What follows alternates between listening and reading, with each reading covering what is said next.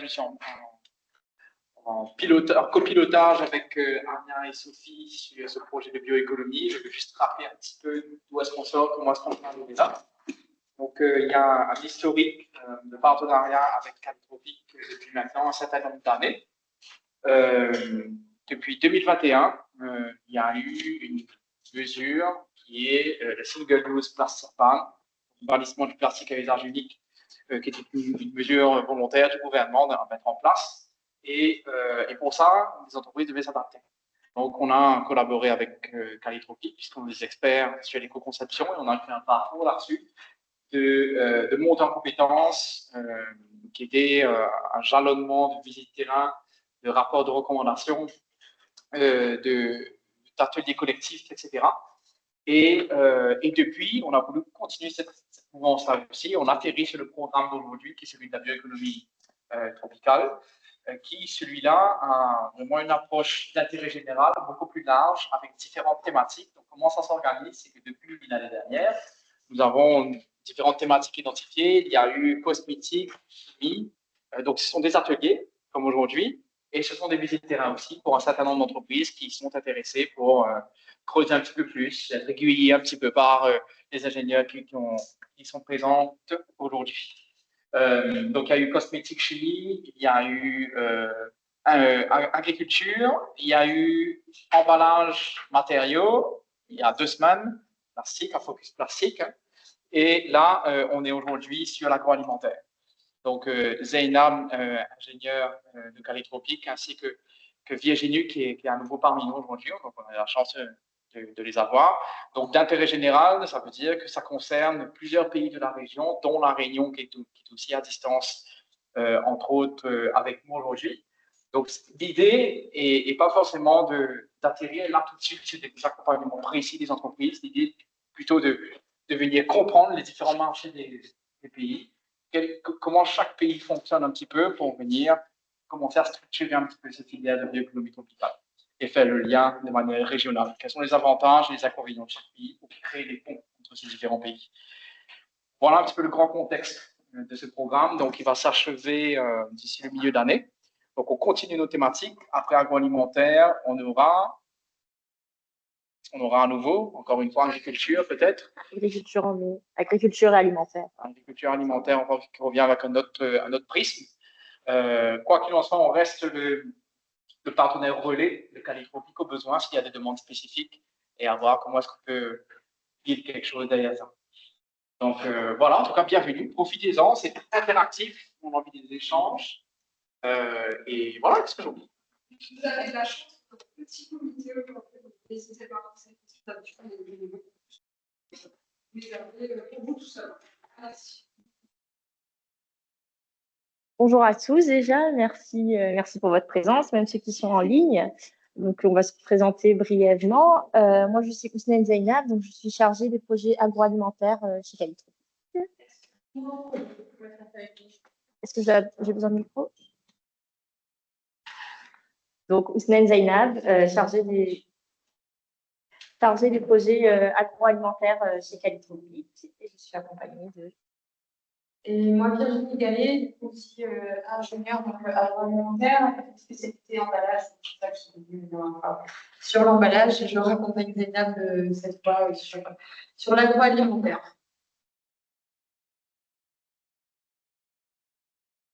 Voilà, donc juste pour vous expliquer brièvement comment va se passer cette session-là, on va commencer par vous expliquer un peu plus en détail ce que c'est Calitropic, pourquoi on est là et qu'est-ce qu'on fait. On parlera ensuite des contextes mauriciens, réunionnais en agroalimentaire, sur les deux îles. Pardon.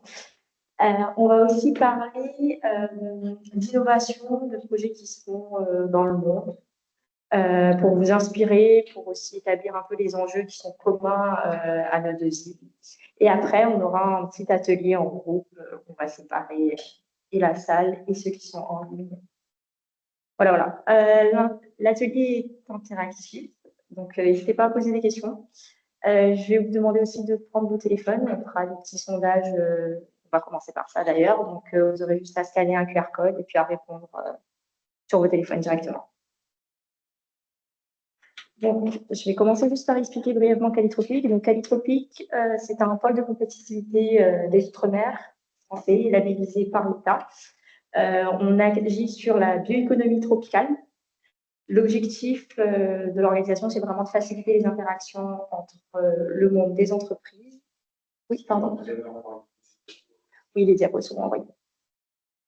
Donc, de faciliter les interactions entre le monde de l'entreprise, de la formation et de la recherche, pour justement accompagner toutes les entreprises sur leurs projets d'innovation, pour augmenter la compétitivité des entreprises et de nos territoires, et créer de la valeur ajoutée vraiment sur le site. On agit sur trois grands domaines. L'alimentation, avec l'agriculture, l'agroalimentaire, l'aquaculture et la pêche. La chimie durable aussi, qui englobe cosmétiques, pharmaceutiques et phytosanitaires. Et les matériaux, avec le bâtiment, l'ameublement, le packaging. Tout ça toujours dans une logique d'économie circulaire et de la préservation de la biodiversité. On fonctionne sur trois démarches, on va dire. L'accompagnement de projets collaboratifs avec de l'ingénierie technique, de l'ingénierie financière aussi. On a un volet communication marketing, l'encadrement juridique et du management. On conseille sur le management et l'organisation. On a aussi des missions de structuration et d'animation de filière pour les territoires avec de la veille, de l'accompagnement, des séminaires et des conférences comme aujourd'hui, des ateliers techniques aussi. Et à côté de ça, on a un troisième volet qui est le pilotage d'études technico-économiques pour justement recueillir des données un peu techniques économiques, faire des études. Voilà, voilà. On va passer maintenant au contexte. Donc, on va juste revenir rapidement sur les contextes à Maurice et à La Réunion. Alors, justement, pour introduire le contexte, on va d'abord faire un petit sondage. Donc,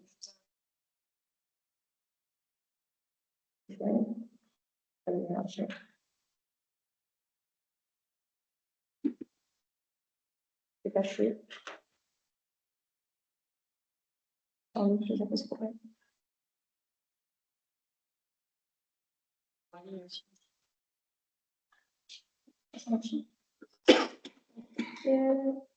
Alors,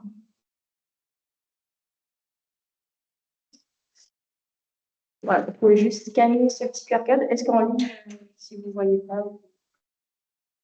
okay. Je laisse quelques secondes pour scanner.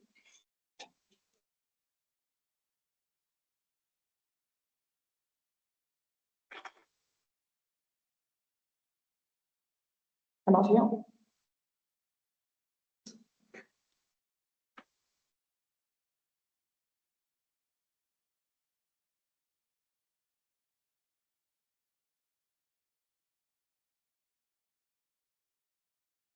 Oui. Donc voilà, la question c'est qui vous êtes, donc dans quel secteur, dans quel domaine du secteur. Et en ligne aussi. En ligne, c'est pareil. Si vous avez un souci pour scanner en ligne, vous me dites et je pourrais copier le lien de la présentation, enfin, de participation dans le chat. Zainab, est-ce que tu pourrais copier le lien dans la conversation, s'il te plaît? Merci. Vous avez le lien, donc pour ceux qui sont en ligne, vous pouvez cliquer directement sur le lien pour accéder à la question.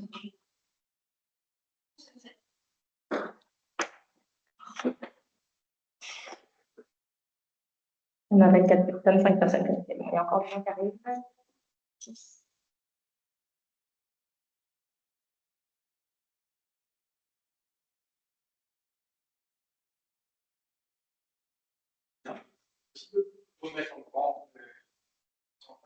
Oui.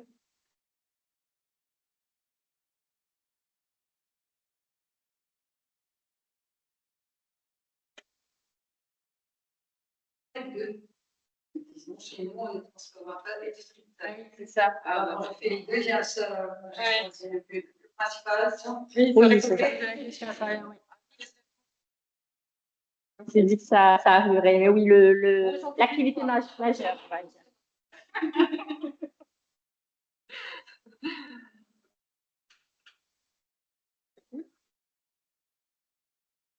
C'est bon, 27 personnes sur 29 ont répondu. Ça donne un peu une idée de tous ceux qui participent à l'atelier. C'est juste pour apprendre un peu, pour voir un peu de quoi il est composé.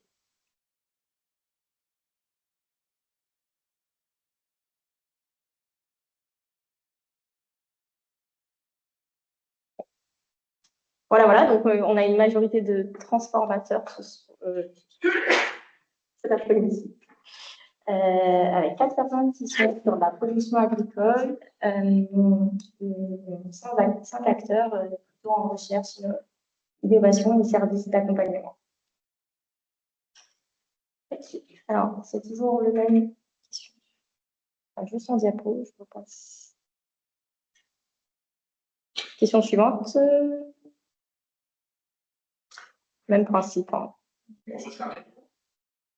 Je pense, vous pouvez peut-être y accéder directement. Normalement, en faisant suivant, vous pouvez aussi. Je vais raconter. Normalement, c'est le même QR code. Oui. Ces 2 questions-là, normalement, c'est par 2. Donc, normalement, pour 2 questions, ce sera le même. Normalement, en faisant suivant, vous pouvez accéder directement à la question suivante.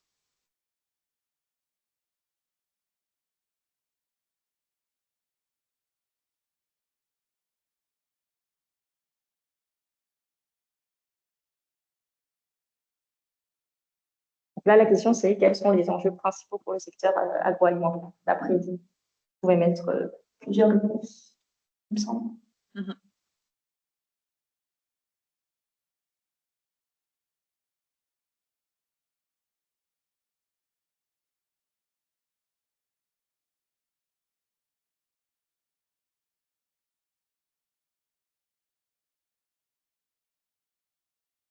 C'est gros, plus ça a été mis, c'est ça? C'est ça. Plus le mot est en gros et plus ça veut dire qu'il y a des personnes qui ont mis la même chose.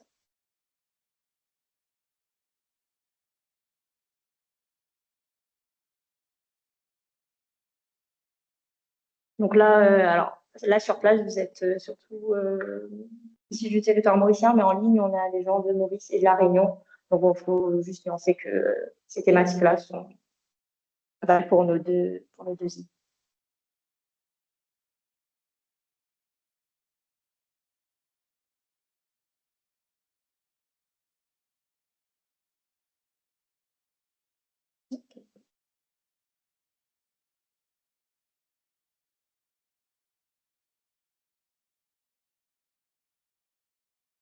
Ça fait un bon nuage de mots.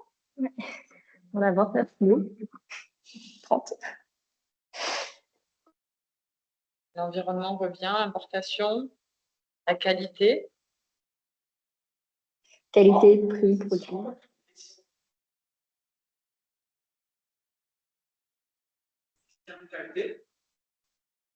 Dans la salle, il y a des gens qui ont une qualité, oui.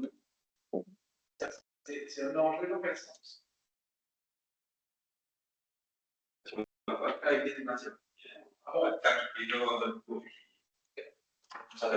Ok, donc vous, c'était par rapport à.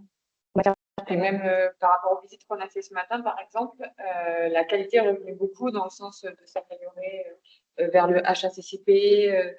Voilà, le manque de place qui des fois fait que dans les process, on est obligé de s'adapter, mais en fait, on voudrait faire autrement pour avoir plus de qualité, plus de sécurité. La traçabilité revient beaucoup. Voilà, donc tout ça, ça revient dans la qualité finalement. Donc, et il y a aussi la qualité des matières premières, trouver ce qu'il faut à la bonne qualité, au bon prix. Et donc, des fois, le local, est-ce qu'on arrive à trouver? C'est la question. C'est un souci de différenciation.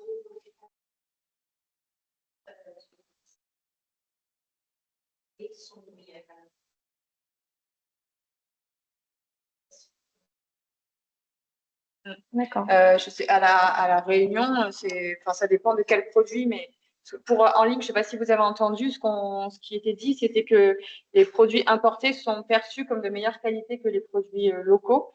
Voilà, et donc après, c'est la question de l'image aussi. Hein. Donner l'image des produits locaux, montrer ce qu'on fait aussi avec la qualité qu'on y met. Voilà. Et à la Réunion, ça dépend des filières. Ok. Si jamais en ligne vous avez des remarques, n'hésitez pas à mettre dans les commentaires. Et Lani, je te laisserai vous retranscrire. à l'oral. Donc voilà, donc les principaux enjeux qui reviennent, hein, donc qualité, produit, prix, compétitivité, sécurité, importation. Alors là, il a dit un peu parce qu'on a des fois d'importation, des fois l'importation, mais ça revient. Donc voilà, donc d'après vous, ce sont ça un peu les principales préoccupations. On va passer à la question suivante.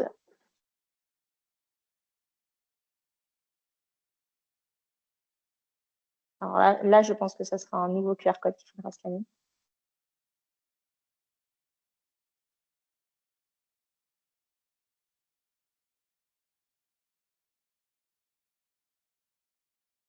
C'est juste voilà. Je vais scanner le QR code.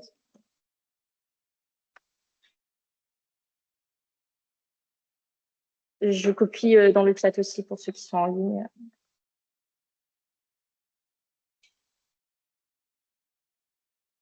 Donc la question, c'est quels sont les produits phares produits localement, les filières dominantes? Donc là, il y aura aussi des réponses Made in Maurice et Made in Réunion. C'est ça.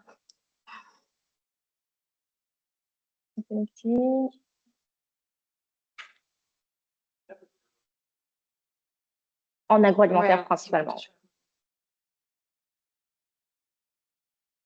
C'est bon pour le QR code pour tout le monde, ouais.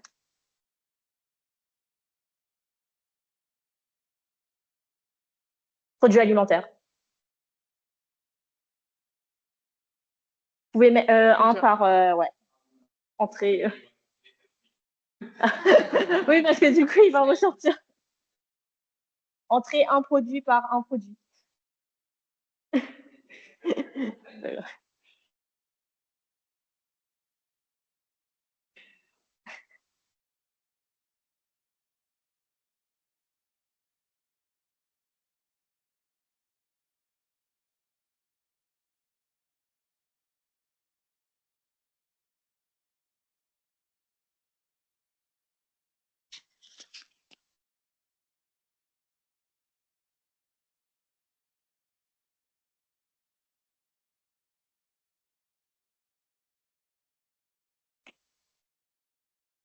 L'inspiration. 59 participation.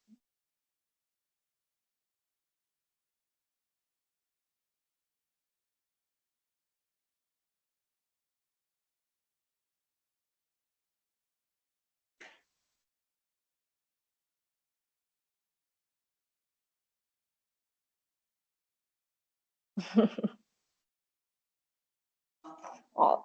Alors, il y a pas mal de produits qui se rajoutent, mais il y en a quand même deux qui ne bougent pas, c'est sucre et poulet, qui restent en tête.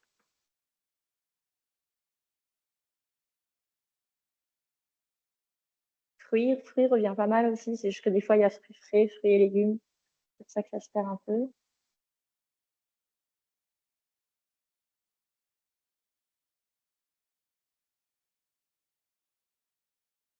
Et donc là aussi, hein, comme l'a dit Virginie, c'est Réunion et Maurice, hein, ce nuage de mots, il rassemble un peu les deux territoires.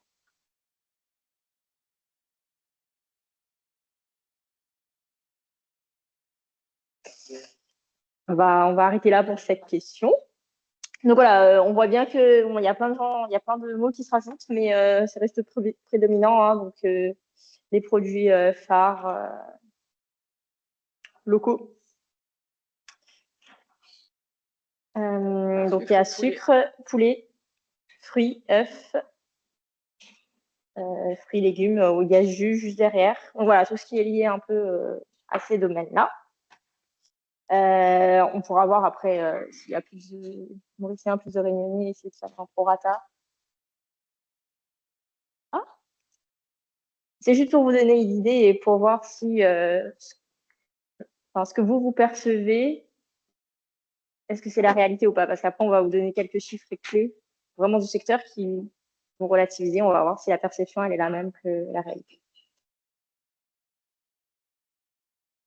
Question suivante, normalement, qui est sur le même. C'est sur le même QR code, normalement. Et là, on va parler plutôt chiffres. Donc, quels sont les pourcentages moyens d'importation de produits alimentaires? produits importés, alimentaires. Alimentaire, c'est agricole et transformé. Oui. Agricole et transformé, qui sont importés.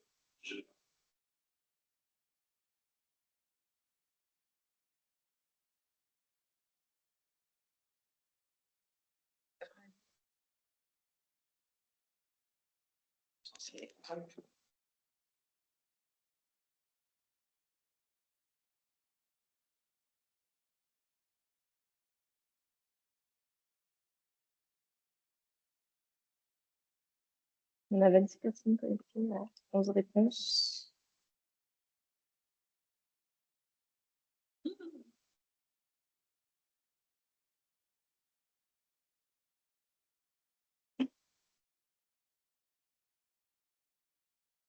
Il y a 10 personnes qui sont connectées qui n'ont pas répondu. Ça peut être des bugs. Je laisse encore quelques minutes et après on passe à la suite.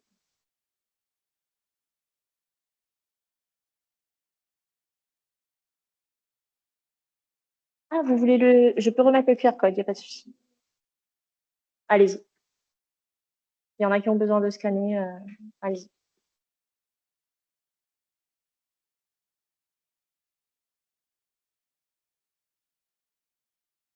Dans le chat, c'est le deuxième lien que j'avais envoyé.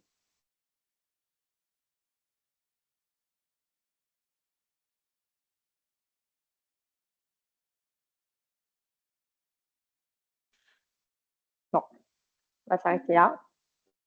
Donc, juste pour vous donner... Ah. Avant d'afficher la bonne réponse. C'est bon, ça bouge plus. Donc, il y a 44% qui pensent qu'à Maurice, il y a 4... je vais arrêter, je vais afficher la réponse comme ça. Ah, ça va pas.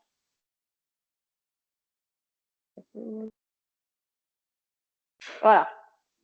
Ça, on arrête de bouger. Donc voilà, donc la bonne réponse c'était ça, hein, c'était environ 80%, enfin en moyenne 80% sur Maurice et 77% sur La Réunion. Donc on voit bien qu'on est sur des pourcentages assez similaires entre les deux territoires. C'était l'objet de cette présentation. Et maintenant, on va passer à la réalité. Hein. Donc on va vous dire un peu ce qu'il en est vraiment, les chiffres, les filières fortes, voilà. Je vais laisser la place à Virginie. Je vais faire avec le micro. Il faut que je reste à côté de toi. C'est pas ton écouteur qui... Ah, t'as pas mis le son sur toi? Non, bah non, sinon je... Oh, bah, je suis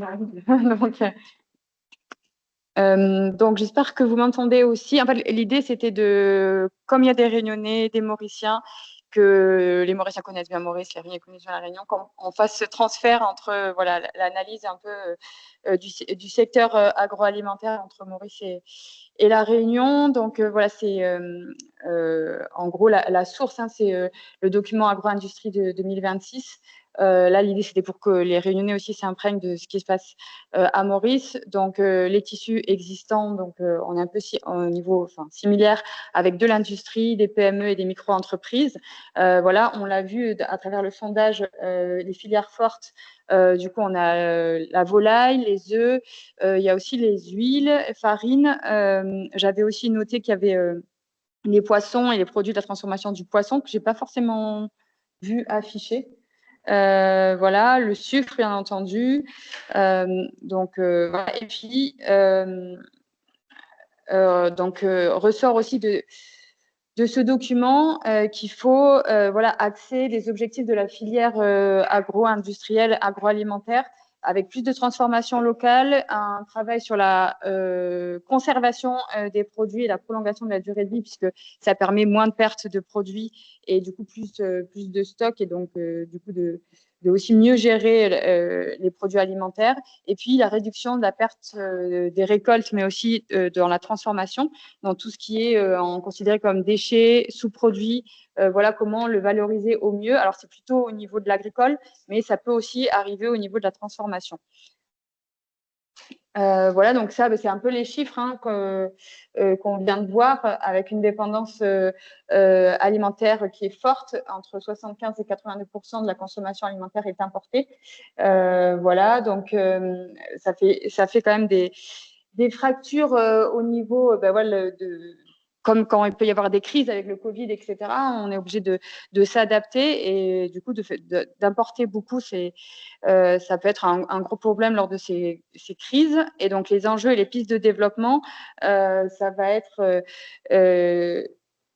du coup, l'économique, la substitution aux importations, donc ça comment substituer les produits importés, mais aussi les matières premières du mieux qu'on peut. La création de valeur ajoutée, on disait avec l'histoire de l'image des produits locaux qui sont peut-être moins bonnes que ceux importés, donc comment aussi redorer l'image et montrer ce que Maurice sait bien faire. Et puis une meilleure équité vis-à-vis des producteurs locaux. Donc ça, c'est un travail transfilière. Il y a aussi, on l'a vu tout à l'heure dans le nuage de mots, l'environnement qui vient. Donc, il y a 60% des matières organiques qui sont encore enfouies. Donc, il y a un potentiel de valorisation qui n'est pas encore bien exploité. Et puis après, bon, on va aussi en parler. Il y a tout ce qui est la décarbonation aussi des process dans les entreprises agroalimentaires. Et puis sans oublier les enjeux au niveau de la santé, puisque dans la population, mais c'est aussi valable à La Réunion, hein, on a un fort taux d'obésité, de diabète, d'hypertension. Donc c'est comment orienter vers des régimes alimentaires plus équilibrés, plus sains.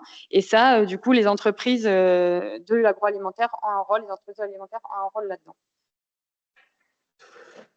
Ouais, Moi, je vais maintenant un peu parler de La Réunion, de quelques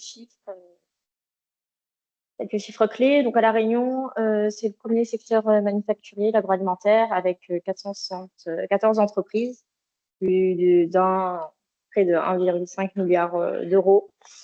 Voilà, ça, c'était les chiffres de 2022, donc pas si longtemps que ça, il y a seulement 3 ans. Et on a aussi la même problématique, donc dépendance aux importations. Faut que je prenne le micro? Non, c'est bon. Donc voilà, pour l'alimentation, c'est plus de 500 000 tonnes qui sont importées par an. Ça, ce sont des chiffres qui datent aussi de 2022, et donc on est bien sur le chiffre qu'on a mentionné tout à l'heure, qui est de 77% d'importation. Donc l'autonomie alimentaire, c'est un sujet sur nos 2 territoires. On va maintenant vous présenter quelques projets innovants pour vous montrer un peu les enjeux et pour vous inspirer aussi individuellement dans vos entreprises. Oui, en fait, dans l'agroalimentaire, il y a énormément de choses. Bon, moi, je travaille plus sur le packaging, mais du coup, en agroalimentaire, il y a la digitalisation, il y a dans la qualité, il y a des nouveaux process qui arrivent, il y a aussi plein de choses sur la maintenance. Là, on vous a présenté quelques axes donc plutôt les protéines alternatives. Et ce matin, on a encore parlé de produits véganes, des choses comme ça à Maurice. Donc ça, c'est quand même une tendance globale. Et puis après, ça, c'est des projets ou en tout cas des thématiques sur lesquelles on travaille qui sont plus du coup limiter les impacts environnementaux avec un exemple illustré à La Réunion qui s'appelle les pâtes. Zainab, tu l'acronyme, tu peux me le redire.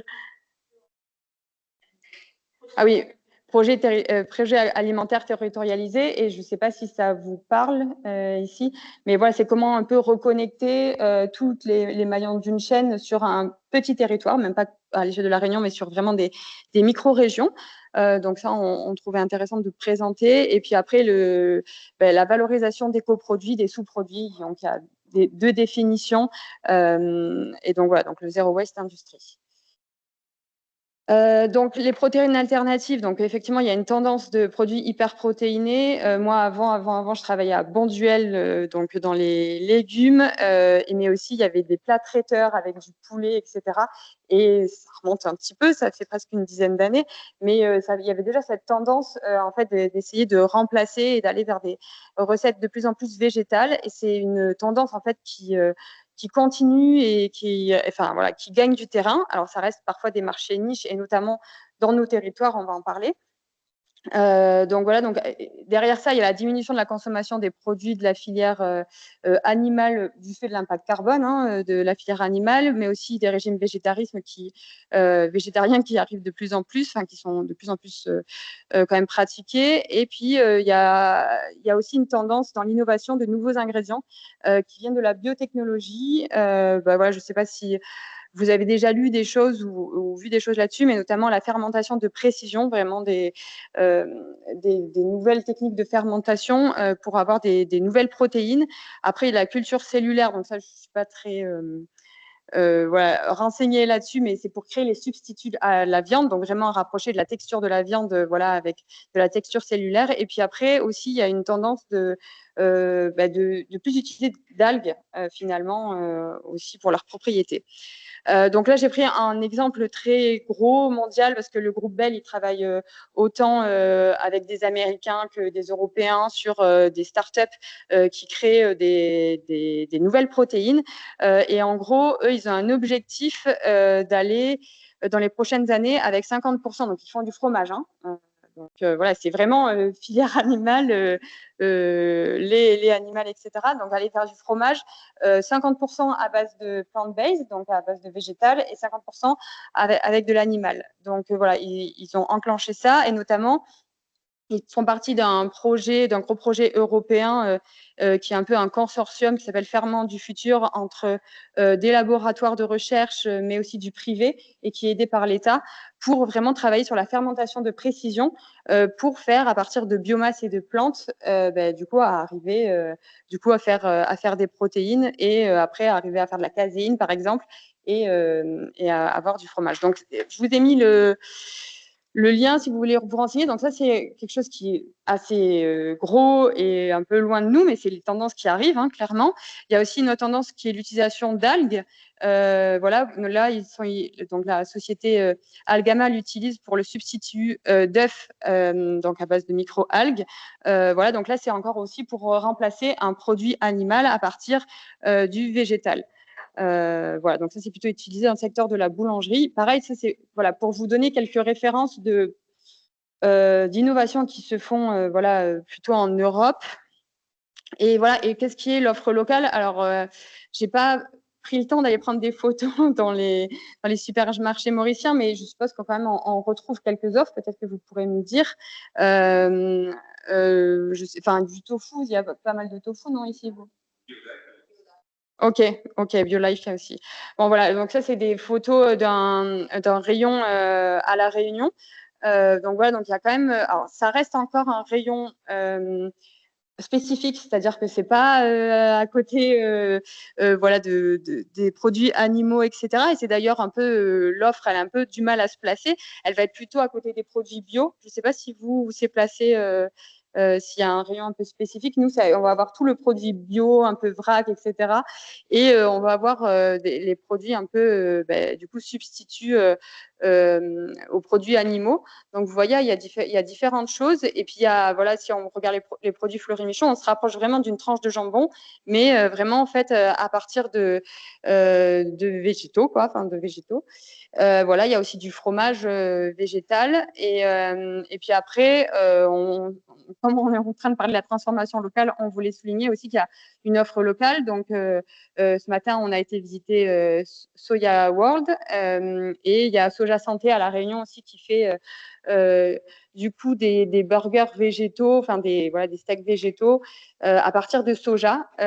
Donc voilà, donc c'est vraiment des produits qui arrivent et qui retiennent l'attention des consommateurs, même si ça reste encore des petites parts de marché. Mais c'est encouragé, c'est dans les tendances et en tout cas, c'est dans les rayons. Par rapport à toute cette tendance aussi alimentaire qui va plus vers le végétal, pareil, je ne sais pas si ça vous parle, parce qu'il y a des choses qu'on a déjà présentées, mais il y a le programme Oralim qui est porté par l'IRD, du coup, qui est l'observatoire, donc c'est le programme Observation et Recherche sur l'alimentation. Donc, en fait, il y a déjà eu les enquêtes à Maurice et à Rodrigue dans les populations au-dessus de 16 ans pour voir le lien alimentation-environnement. Donc, pratique, préoccupation, comment on choisit sa nourriture, etc. Les questionnaires à La Réunion vont arriver, là, je pense, dans les prochaines semaines. Voilà, et c'est vraiment, après, il y a aussi un volet, toute une recherche-action auprès des familles. Donc là, comprendre, accompagner le changement de l'alimentation et les leviers et les freins pour avoir une alimentation plus durable. Alors, ça ne concerne pas que substituer les produits animaux, etc. C'est vraiment plus large. C'est peut-être aussi faire revenir les légumes longtemps, voilà, les légumes et les fruits qu'on cultivait avant et qui ont tendance à disparaître. Voilà, dans l'alimentation, comment sont les habitudes aussi alimentaires, la cuisine, etc. pour pouvoir aussi donner des cartes aux États pour un peu aiguiller l'alimentation de demain. Et il y a du coup avec aussi un fort enjeu santé. Et enfin, le dernier axe aussi sur l'environnement, donc la décarbonation et la réduction des impacts environnementaux. Donc ça, je vous ai présenté en Europe, il y a de forts objectifs pour décarboner l'industrie. Donc il y a différents textes qui sont sortis, voilà, pour obliger, merci, pour obliger les entreprises à aller à faire des efforts et des investissements pour décarboner l'industrie. Si on voit, donc ça c'était une étude ADEME j'ai plus la date, mais je crois que c'était 2022. Donc dans l'industrie agroalimentaire, ils avaient fait un peu une répartition de où se situait l'impact carbone. Donc c'était plutôt au niveau des matières premières agricoles et de leurs déchets. Donc l'agricole est très prédominant dans la filière, mais après il y a quand même à travailler sur les énergies, l'emballage, les process, les transports et la fin de vie des produits.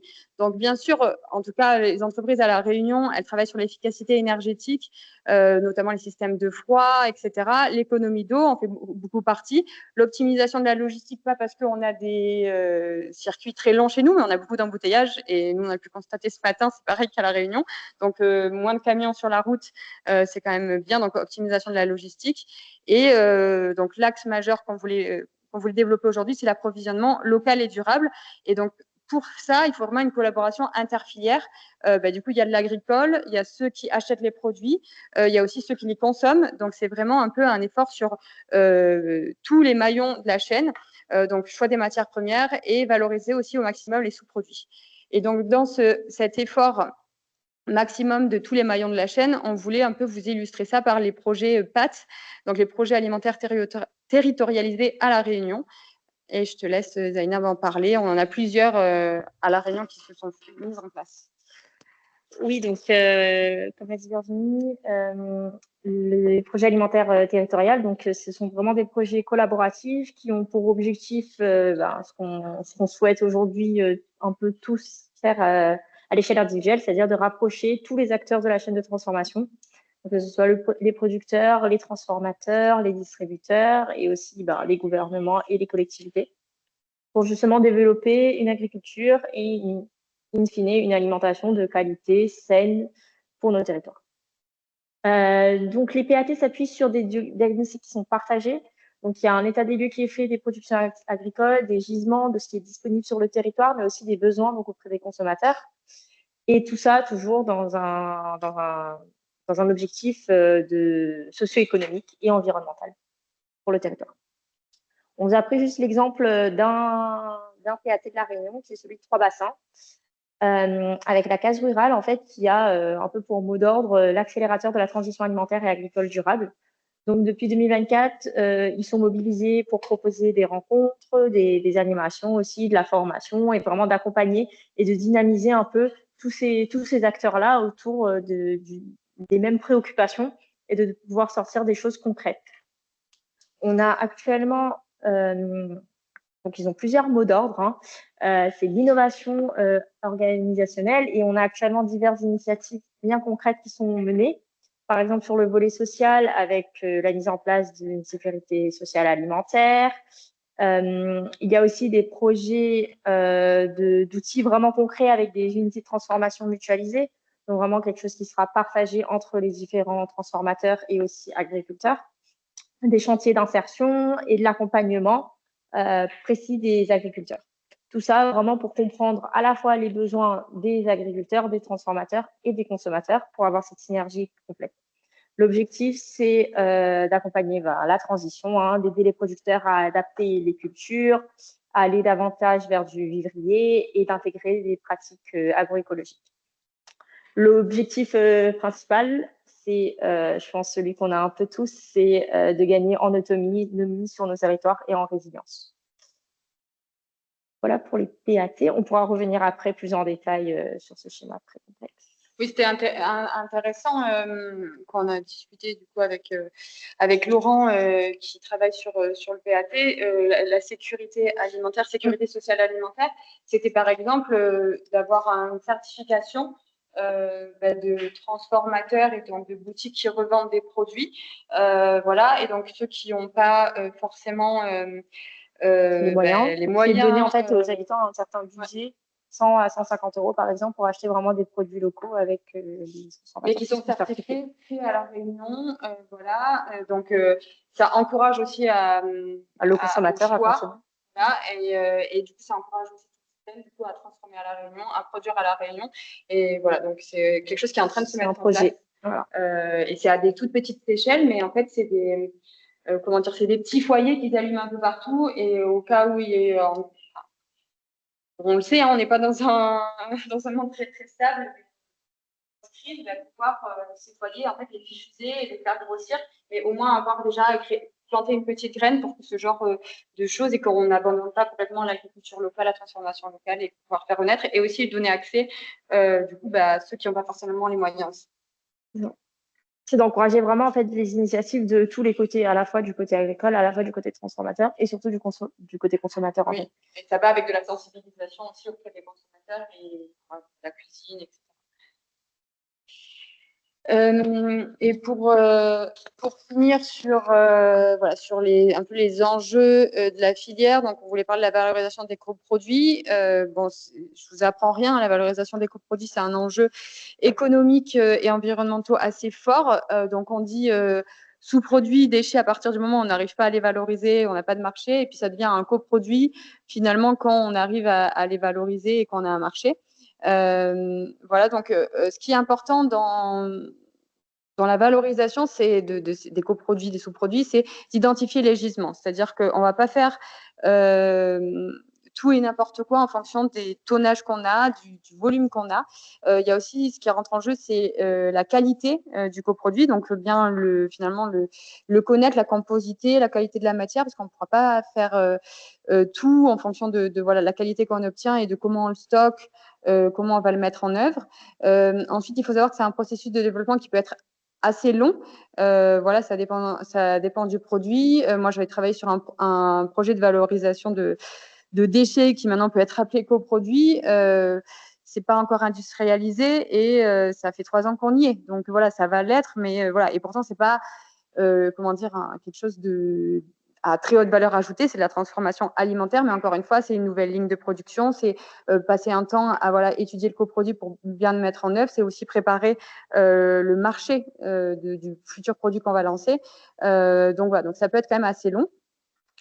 Et puis, je voulais souligner aussi qu'il faut faire attention à l'analyse environnementale ou économique de la valorisation des coproduits, parce que forcément, valorisation de coproduits, c'est avoir moins de déchets, donc ça va dans le bon sens. Mais après, il faut un peu voilà, faire une ACV ou en tout cas se poser un petit peu sur la valorisation, parce que si le process qui vous permet de valoriser un coproduit, il est très énergivore, par exemple, ça va être, enfin l'ACV, en tout cas l'analyse environnementale, elle va pas peut-être être positive. Donc ça, il faut bien le prendre en compte. Pareil, enfin voilà. Je donne un exemple que je connais un peu. Par exemple, on fait un emballage avec du coproduit au hasard la bagasse. En gros, il faut déjà voir le process qu'on va mettre en place, parce que par exemple, les process qu'il y a en Chine pour faire de la cellulose moulée à partir de bagasse, ils sont très du coup, ils utilisent beaucoup d'eau, donc au niveau de l'impact environnemental, c'est pas forcément bien. Alors après, maintenant, notamment Ercan à La Réunion, on travaille sur des process qui sont plus mécaniques et où il y a moins d'eau utilisée. Mais après, c'est pareil, on fait un emballage en gros qui est biosourcé, il faut être sûr de sa fin de vie. C'est-à-dire que pareil, il faut regarder sur tout le cycle de vie du produit et comment va se terminer le produit, parce que là encore, ça va rentrer dans l'impact environnemental du produit. Et si on crée un nouveau produit qui lui-même ne peut pas être valorisé correctement, et ben en fait, on repousse juste le sujet, quoi. Voilà. Et qu'est-ce que je voulais dire? Et oui, économique. Aussi économique, ça peut des fois coûter assez cher de valoriser des sous-produits.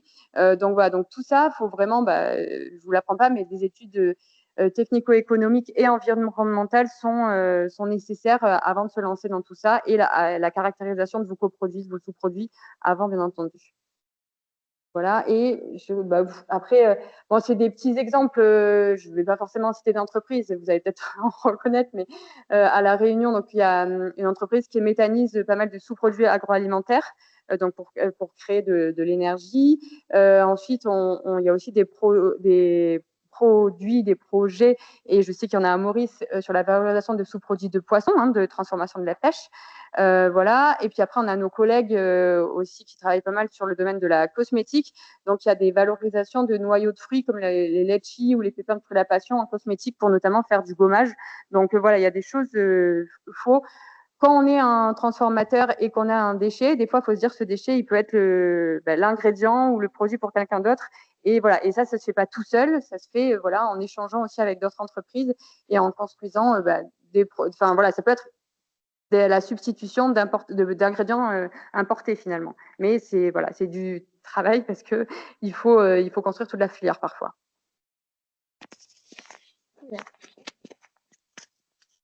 Donc ça, c'est des idées, des projets qui se font. Moi, je vais maintenant vous parler d'un projet qui se met, qui est en train de voir les jours. Pardon, oui. Je vais maintenant vous parler donc moi d'un projet qui est en train de voir le jour à La Réunion, dans le sud, au CIRAD, qui est le projet d'une halle agroalimentaire, d'une plateforme en fait agroalimentaire, qui sera un atelier en fait de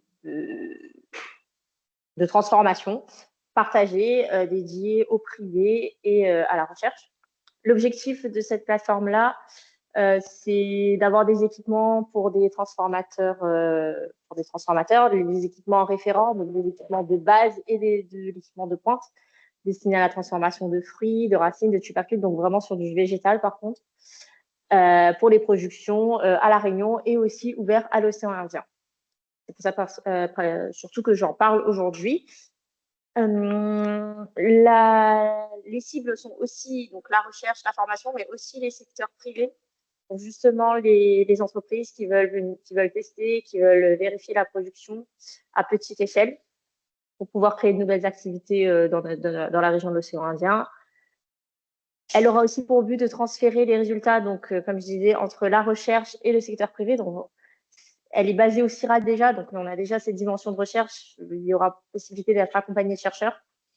Et la dernière vocation de cette halle, c'est d'accueillir des étudiants et des organismes de formation, justement pour monter en compétences sur nos territoires, toujours dans le respect des règles d'hygiène et de sécurité.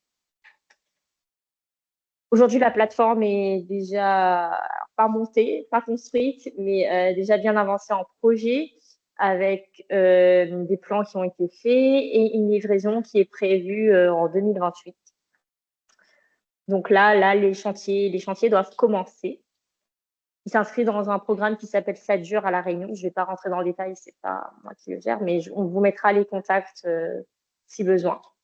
L'idée, ce sera vraiment d'avoir donc des plateaux modulables pour faire de la transformation, aussi des cuisines, des salles propres, respecter aussi la marche en avant, tout le package hygiène, les conceptions de laboratoire, une séparation des flux entre les personnes, les marchandises et les traitements, avec une capacité d'accueil d'environ 30 personnes simultanément. Au niveau des technologies, donc il y aura des technologies qui existent déjà sur le territoire et à la fois des nouvelles technologies, de la recherche et de l'innovation de pointe. L'objectif, c'est de pouvoir proposer de nouveaux produits, des ingrédients issus des agro-ressources, comme des produits qui existent déjà, de la confiture, des jus, de la compote, de l'extrusion, à partir de matériel, par exemple un semi-pilote industriel pour la friture, la centrifugation sous vide, du matériel aussi de cinétique de séchage, il y a de la flash détente, des séchages par tambour et des pilotes de détente instantanée contrôlés. Ils vont aussi axer sur la conservation des matières premières à l'état frais, donc étudier pour permettre la maturation des fruits. Travailler aussi sur la prolongation des durées de vie en proposant du matériel qui pourra faire descendre la teneur en eau, donc pour faire des fruits séchés, de la farine, des poudres. Il y aura un axe prioritaire aussi sur la valorisation des pertes post-récolte, donc surtout pour les agriculteurs, mais qui est totalement lié aux transformateurs, en proposant par exemple de la stabilisation thermique de jus de fruits et de l'extraction de composés d'intérêt par lyophilisation, par microfiltration diverses, notamment microfiltration membranaire par exemple. De la transformation d'agro-ressources amylacées, par exemple des pains à base de farine tropicale, de l'optimisation aussi de la cuisson des tubercules et des racines, proposer des aliments, de nouveaux produits fermentés, tout ce qui est conservable en tout cas, avec une possibilité de manipuler les produits sensibles, la préparation d'aliments dans des conditions vraiment ascétiques, et aussi, donc bien sûr, des mesures de qualité diverses sur produit initial et sur produit fini, donc matière première également, pour vraiment évaluer la qualité avec des liens fonctionnels. Il y a aussi d'autres techniques, hein, là, je vous ai mentionné seulement les majoritaires qui peuvent intéresser le plus grand nombre, mais après, il y a des choses beaucoup plus techniques, torréfaction, fumage, etc. L'objectif de cette plateforme, c'est aussi de tester des entreprises agroalimentaires qui voudraient tester d'autres process sur leurs produits, sur leurs coproduits, etc. De pouvoir se lancer, parce que des fois, quand l'usine elle tourne, on n'a pas la possibilité de vraiment faire des tests, ou en tout cas à plus petite échelle, à vraiment laboratoire. Donc là, c'est vraiment d'être accompagné aussi par le CIRAD et de pouvoir offrir un outil où il y a des process différents qu'on peut trouver dans les équipements des industries pour tester et de nouveaux produits, et pourquoi pas les lancer demain, quoi. Ce type d'initiative-là, c'est quelque chose qui montre beaucoup, notamment à La Réunion surtout, de pouvoir proposer des outils un peu mutualisés où chacun pourra venir faire sa production, parce qu'il n'y a pas forcément les moyens à échelle individuelle d'investir sur du matériel. Aussi, ça concerne aussi de la recherche, ça prend en compte beaucoup de choses, ça prend en compte l'investissement. On est sur des territoires insulaires, donc pour même faire venir des machines, ça peut être compliqué. Nous, à La Réunion, on a en plus de ça la problématique des normes européennes. Donc voilà, l'idée, c'est d'avoir des outils qui puissent permettre à tout le monde de pouvoir transformer à ce qu'ils veulent, mais dans des endroits qui sont normés et qui respectent la sécurité et l'hygiène alimentaire.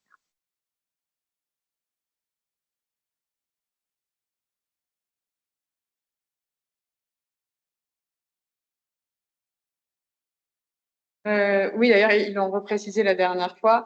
Non, le CRIT, ça va être. Et ils font des accompagnements sur la durée de vie du produit, le shelf life et tout ça, et aussi sur la nutrition, la composition nutritionnelle. Mais ils sont pas. Après, ils peuvent faire aussi sur le développement d'un produit assez simple, mais là, c'est vraiment plutôt des techniques un peu innovantes où, en gros, on va aller un peu plus loin. Et donc là, ça va être vraiment aussi souvent allié avec la recherche. Et donc là, ça va être plus loin. CRIT, ça va rester plutôt sur. CRIT, ça sera vraiment le transfert, une fois qu'il y a déjà un peu le côté recherche, c'est vraiment le transfert vers l'industrialisation, vers l'entreprise. Alors que,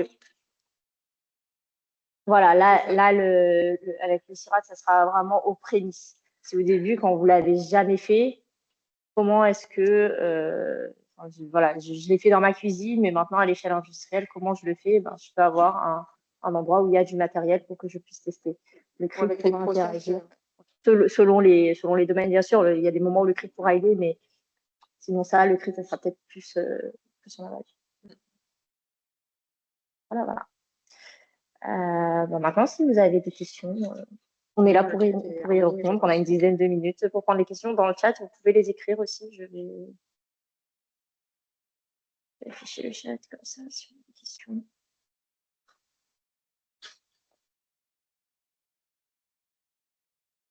Vous avez certaines questions sur un peu entre les réunionnais, les produits mauriciens, les problématiques. Si vous avez des questions, c'est quoi? Un brownie en café.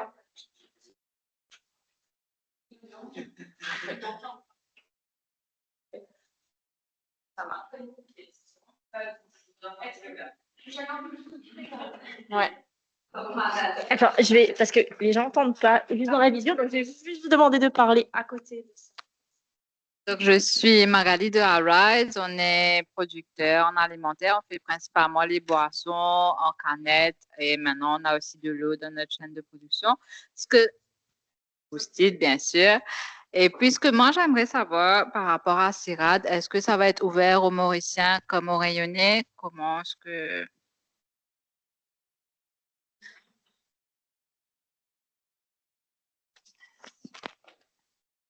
Je ne vais pas m'engager au nom du CIRAD, mais oui, en tout cas, c'est un projet destiné à la Réunion et à la zone océan Indien. Donc, oui, on vous donnera tous les contacts, on les rajoutera à la présentation pour que vous ayez au besoin. Ouais. Normalement, oui, ça sera ouvert. Du coup, au niveau du CIRAD, c'est tous les secteurs de transformation ou parce que c'est une boisson ou autre, est-ce qu'il y a... Tout ce qui est végétal. Ils ne vont pas traiter de l'animal pour raison de normes, hygiène, agrément, voilà. Donc, ça sera surtout axé sur le végétal. Mais oui, ça peut être jus, à boire ou à manger, oui, mais tant que ça reste végétal et non animal. C'est la contrainte. Zainab qui travaille là-dessus, mais d'ateliers mutualisés plutôt du coup ouverts à l'animal. Alors pas sur de la recherche, mais vraiment où on peut, enfin ou n'importe, enfin une petite entreprise ou même un agriculteur peut venir transformer de l'animal, voilà sur donc. Mais c'est effectivement au niveau qualité un peu plus complexe, quoi. Il y en a justement au PAT de Brapanon, si je ne me trompe pas. Disons, la PPF traite l'animal aussi, mais voilà. À gérer. Il y a déjà les normes, il y a les agréments, et ensuite, il y a aussi il faut savoir que l'outil mutualisé, les transformateurs viennent eux-mêmes, transforment eux-mêmes, donc il y a vraiment un système derrière de nettoyage à respecter entre les différents transformateurs. Enfin, c'est encore plus compliqué. Alors déjà que monter une usine où on fait que de l'animal, c'est compliqué, mais en plus quand c'est partagé avec des gens qui potentiellement feront que du végétal ou ne feront pas d'animal, c'est encore plus complexe. Voilà. Alors, on a quelqu'un qui est en train d'écrire dans le chat. Je vais laisser finir s'il y a d'autres questions.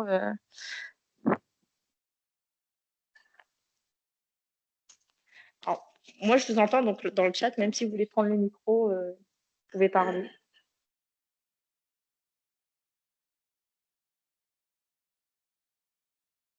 Oui, je vois une personne qui est en train d'écrire.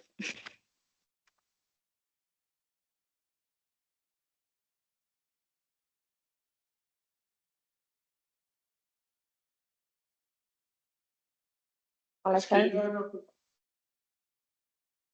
C'est avec CIRAD. Oui, ça forme. La plateforme n'existe pas encore. Oui, c'est 2028.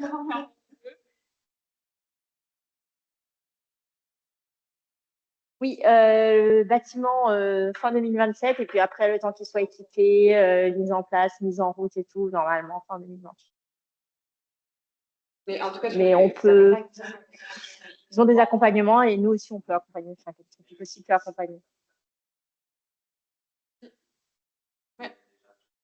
On le fait à peu près tous, oui. Le kit Calitropique le fait aussi. Ça dépend des thématiques, ça dépend du niveau d'accompagnement. Voilà, est-ce qu'on est sur des laboratoires, sachant que nous, à Calitropique, on peut aussi le faire. On peut accompagner sur du conseil directement. On peut accompagner aussi, mettre en relation avec les différents acteurs. Voilà. Il y a de la mise en réseau. C'est vrai qu'on n'a pas d'accompagnement, mais... Ouais. Alors, j'ai une question. Ma question est comment vous pouvez nous aider avec le CIRAD? Alors, ça dépend de quel type d'aide vous avez besoin. Vous aurez nos contacts. Ok, je vous laisserai, vous aurez nos mails, ça sera peut-être bien qu'on échange pour savoir exactement comment vous aider, qu'est-ce que vous attendez, est-ce que il y a besoin du CIRAD, est-ce qu'on peut nous agir directement ou faire la passerelle, ou vous donner directement les contacts?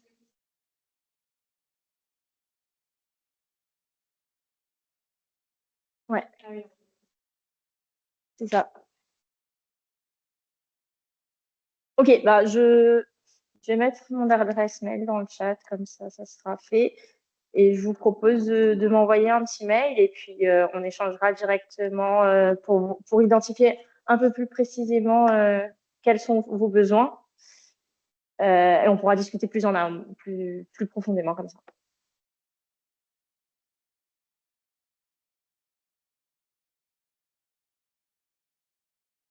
Ouais, on va passer maintenant à cet atelier. Donc, on a prévu un atelier en groupe, du coup, 10, 12. 12, donc on va diviser la salle en deux, en trois, en deux. Il y a combien de participants en ligne? J'aimerais juste savoir, il y a combien de...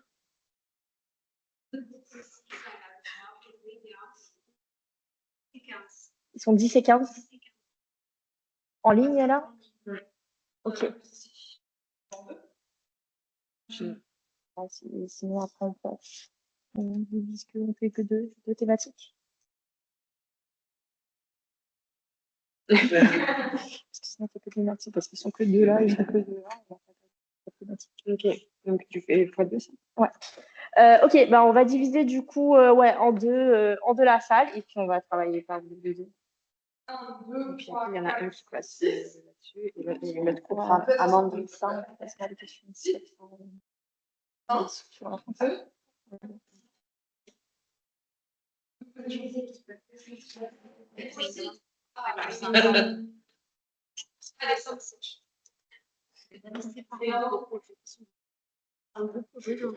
Oui, oui, très bien. Oui,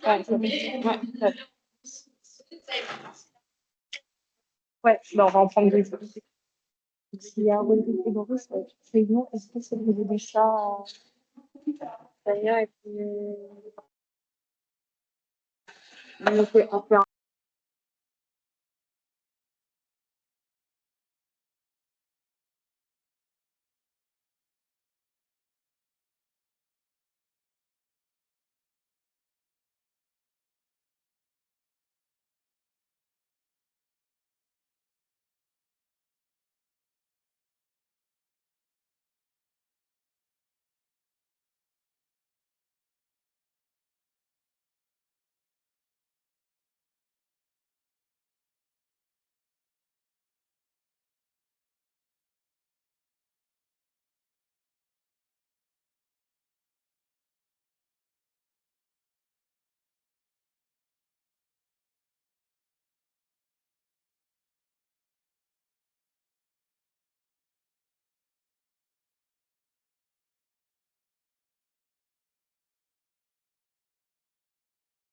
Alors, juste pour vous expliquer en ligne, donc on va faire deux groupes. Un groupe donc, qui sont à Maurice. En fait, un groupe de ceux qui sont à Maurice. Et puis les réunionnais.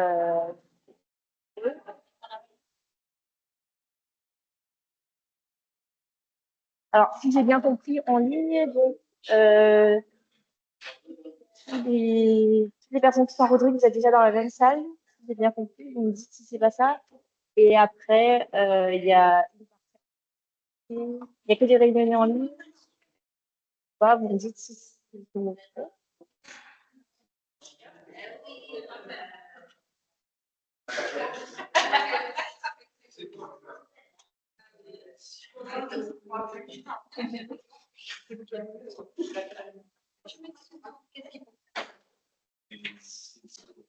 Donc,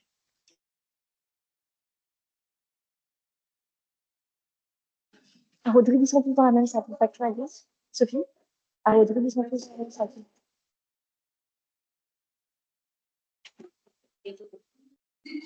Mélanie, si tu peux juste me parler et me confirmer que c'est bien ça, s'il te plaît.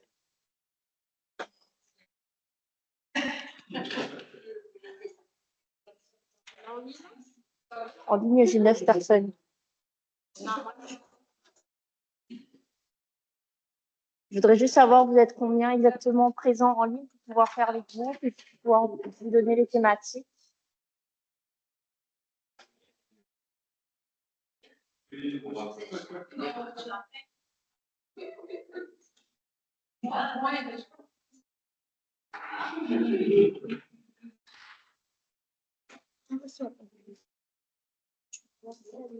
Alors, Mélanie ou Émilie? Mélanie est là, mais je ne l'entends pas.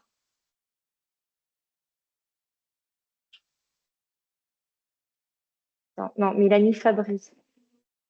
Oui, c'est Mélanie Longo.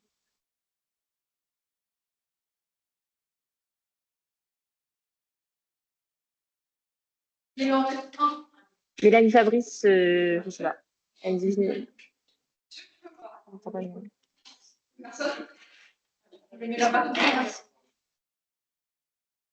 Ils sont 1, 2, 3, 4, 5, 6, 7, 8.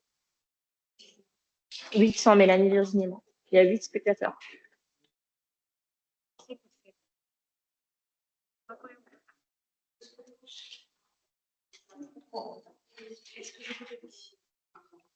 Alors, j'ai juste le truc en ligne. Bah,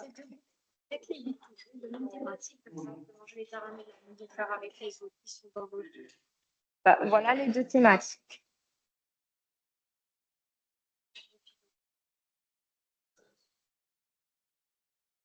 Donc, il y a deux thématiques à traiter. C'est discuter un peu, on va laisser une vingtaine de minutes. Donc, une vingtaine de minutes. Ouais, je vais expliquer en même temps. J'espère qu'en ligne, vous m'entendez bien. Vous me dites si ce n'est pas le cas. Donc, voilà, on vous met par groupe de 2. Donc, en ligne, on va vous reconfirmer ça, mais normalement, ça sera. Donc, on va vous reconfirmer ça, mais normalement, en ligne, vous serez un groupe de ceux qui sont connectés en ligne et un groupe de ceux qui sont à revenir ensemble. Et là, dans la salle, donc, on a divisé la salle en deux. Donc, il y aura deux thématiques à discuter. Alors, la première, il y aura un groupe qui va parler, alors, la thématique, ça sera la même, hein, consommation et transformation locale. La première va discuter des problèmes, des causes, qu'est-ce qui ne fonctionne pas. Par exemple, c'est des questions exemples, mais vous pouvez creuser plus. Pourquoi les consommateurs ne consomment pas local? Quelles problématiques rencontrent les transformateurs, les producteurs? Et le deuxième groupe va traiter plutôt des idées et des solutions. Donc, comment innover, quelles solutions sont possibles, qu'est-ce qu'on pourrait tester, qu'est-ce qui existe ailleurs et qu'on pourrait faire nous-mêmes, comment encourager les gens à consommer local, comment les transformateurs, eux, peuvent se soucier de transformer, de vendre local, et aussi quelles sont les filières à renforcer. Donc, il y a vraiment un groupe qui sera sur le diagnostic et l'autre qui sera sur les solutions.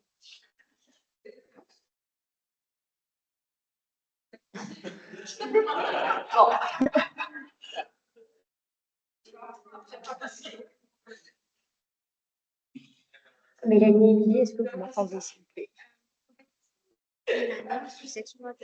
Avec Émilie. Ok, parce que j'en ai deux.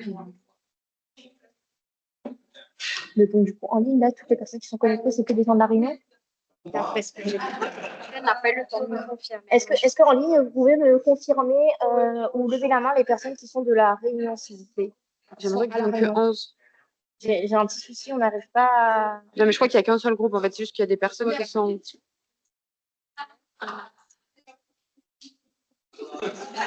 Donc, j'ai une personne qui lève la main. Donc, Gaëlle à la Réunion. Ça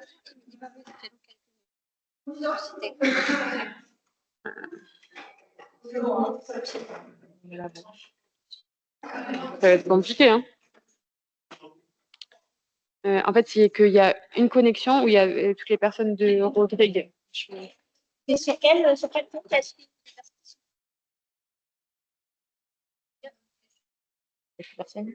Non, elle a fait un deuxième. Pardon. De toute façon, en ligne, là, je ne sais pas tout ce qui se passe et j'en gérer. Les salles ne veulent pas s'ouvrir par contre. Hein. Je ne sais pas pourquoi. Les salles ne s'ouvrent pas? J'ai mis les gens dedans. Non. Oui, mais est-ce que je peux savoir, il y a qui dans quelle salle, s'il vous plaît? Ah, c'est bon, le regarde. souci. Ah, c'est bon. Bah, attends, j'essaie de te mettre dedans. Il y a qui dans quelle salle? Il y a combien de personnes? Parce que moi, en fait, je vois juste des gens partir, donc je ne sais pas il y a qui et où. Il y a des trucs. Des Alors, il y a un 25 ans. Oui. Séparés dans les salles. Ouais, elle a envoyé des gens dans les salles, mais sauf que moi, j'ai pas accès aux salles. Il y a quelqu'un qui lève la main, on va vérifier. Non, c'est parce que tout à l'heure, j'ai demandé que les gens qui sont à la réunion lèvent la main. Pour essayer d'en suivre, parce que les filles vont. Ça, ouais.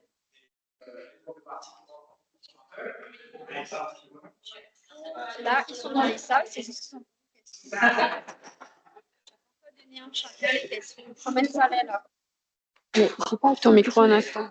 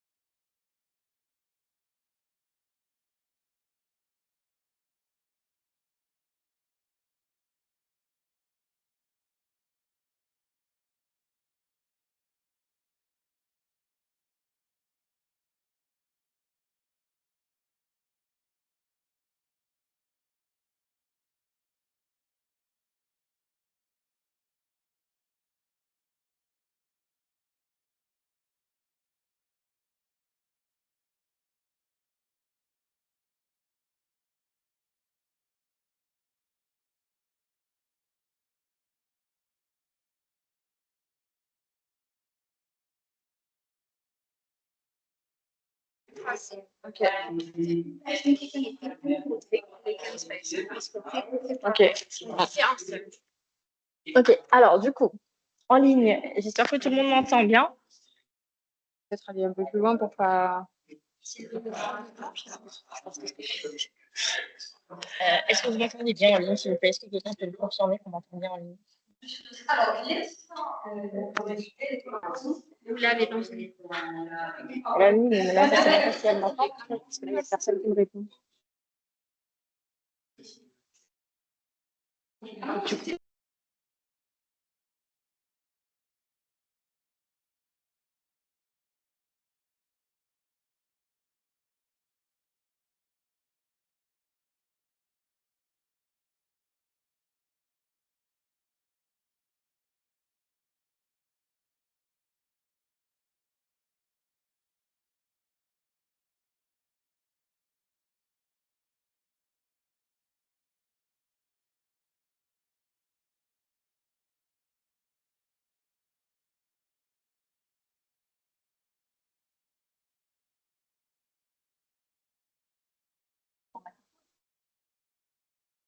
Alors, est-ce que vous m'entendez pour ceux qui sont connectés? Donc, on va faire un peu sur un seul groupe et on va passer diagnostic et idées solutions vu de la réunion et de Rodrigue, parce que je crois qu'il y a des personnes de Rodrigue qui sont connectées aussi. Super. Hop. Alors, j'espère que vous n'entendez pas trop l'écho parce qu'on a des groupes ici en présentiel aussi.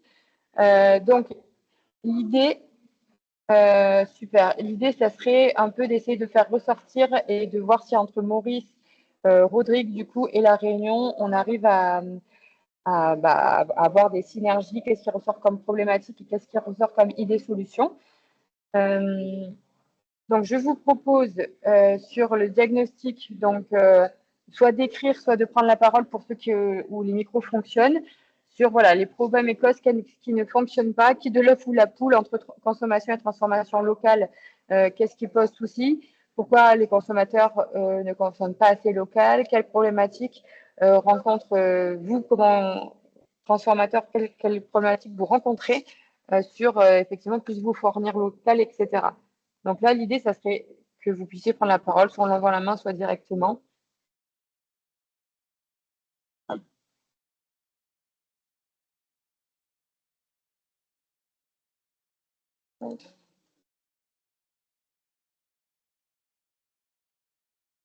Est-ce que vous m'avez bien entendu? Quelles sont pour vous les problématiques du coup du consommer et du produire local? Moi, je me chargerai de faire la transcription et on vous fera la transcription de ce qui a été fait ici à l'île Maurice.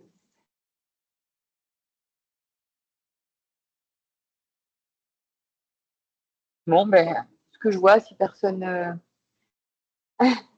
c'est pas facile de faire des groupes à distance, mais... Ok. Vos micros sont ouverts, vous pouvez les activer si vous voulez parler directement. Ok. Donc, je note déjà problème de charge lourde pour la production.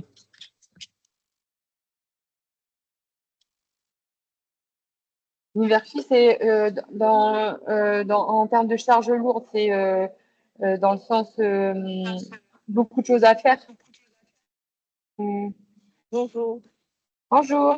Bonjour, Nivashi de Cap Business Océan Indien. Oui, j'avais commencé à écrire dans la conversation parce que le micro était bloqué. Donc là, je peux mieux m'exprimer. Donc, je parle de charges par rapport au coût de production.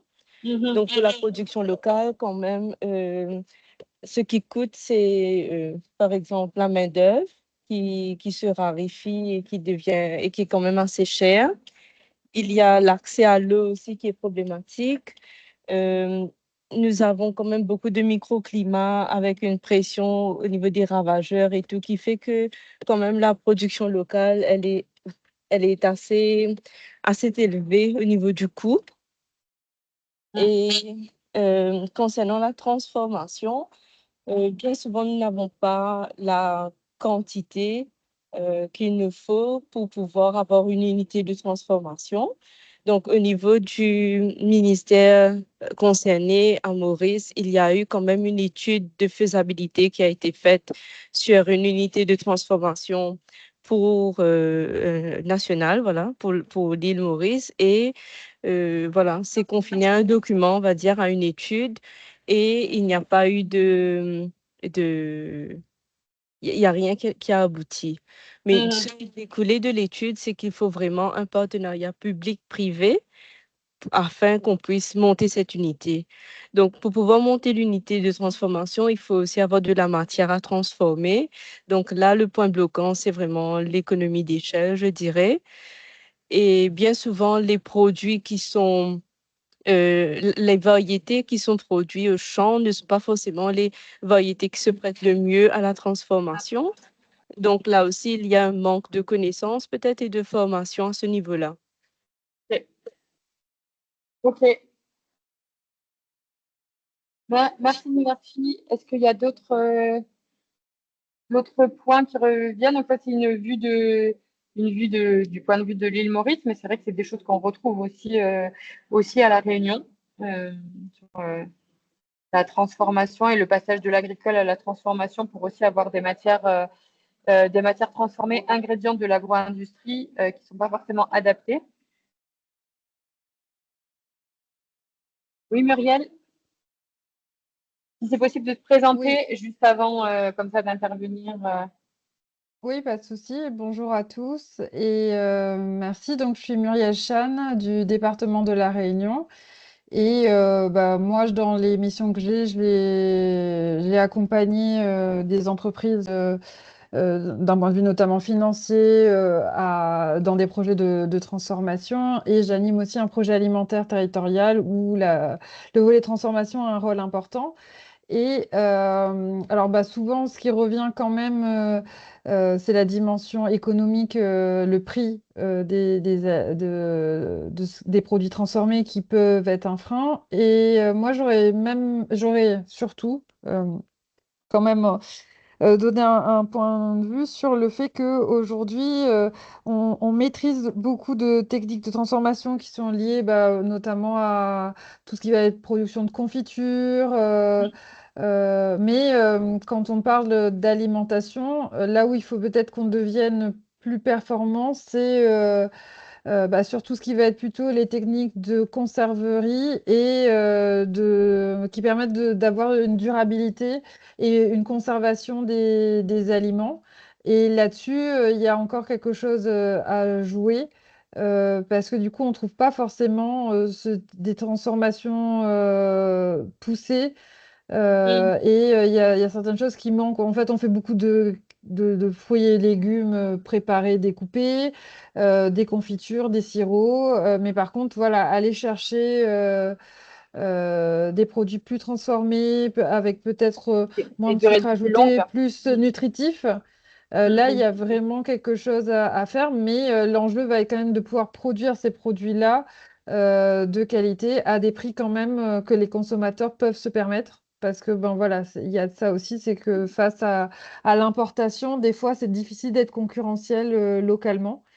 Et là, peut-être qu'il y a des choses à faire sur peut-être de la coopération, ou, notamment peut-être avec d'autres îles, pour essayer de faire des économies d'échelle pour que on arrive à baisser les coûts de production et arriver à être un peu compétitif par rapport à certains produits d'importation. Oui, effectivement, c'est des choses qui nous sont aussi ramenées ici que voilà, sur les marchés petits et les unités sont trop petites pour être concurrentielles par rapport à l'importation. Donc, effectivement, est-ce que quelque chose est envisageable sur des économies d'échelle sur certains secteurs, quoi, certains produits? Ok, merci Muriel. Et donc, la problématique et puis une part une part d'idées, de solutions. Super. Est-ce que quelqu'un d'autre veut s'exprimer?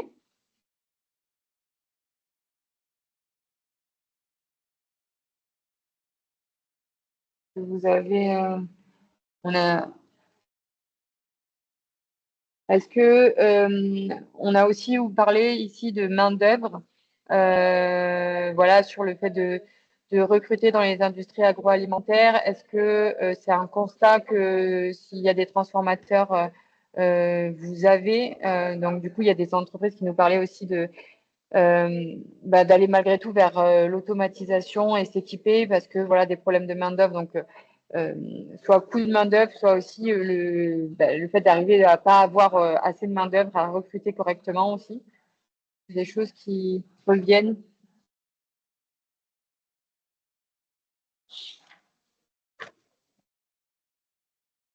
Non, d'autres points?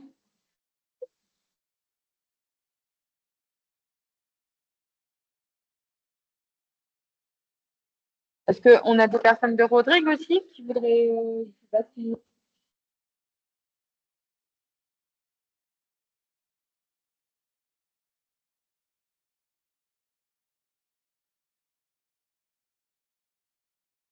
voudraient s'exprimer. Alors, où les micros sont peut-être recoupés, je sais pas. Émilie.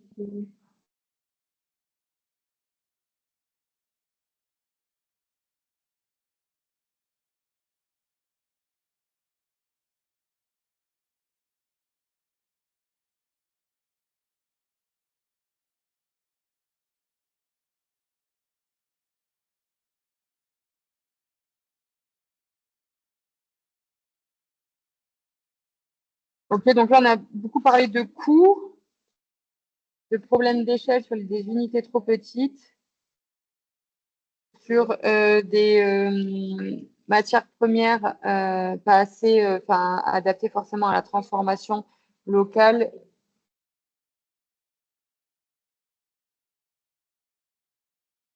Donc, les micros peuvent être ouverts, hein, il me semble. Les consommateurs donc, ne mangent pas assez local par habitude.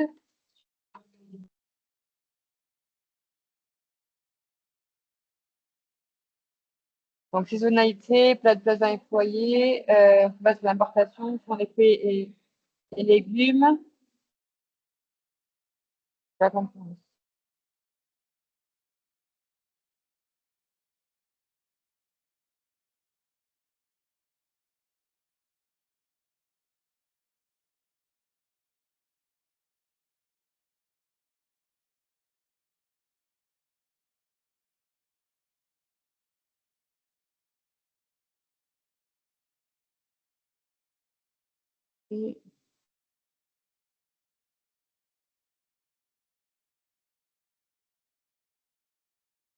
Et donc, si on parlait d'une économie d'échelle entre îles pour concurrencer un peu l'importation, ça serait plutôt sur des produits. On a parlé, Muriel a évoqué la conserverie sur des produits qui seraient donc nutritifs et qui vraiment font partie de l'alimentation et qui seraient plutôt à longue durée de vie pour pouvoir avoir du stockage aussi, quoi. Si je traduis un peu.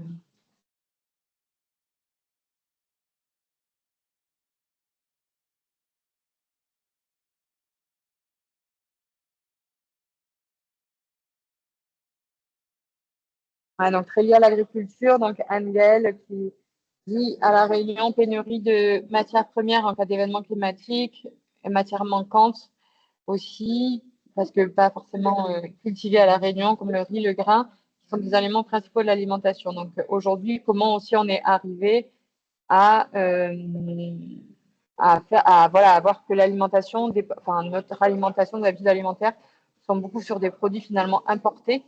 Voilà, c'est un peu ça.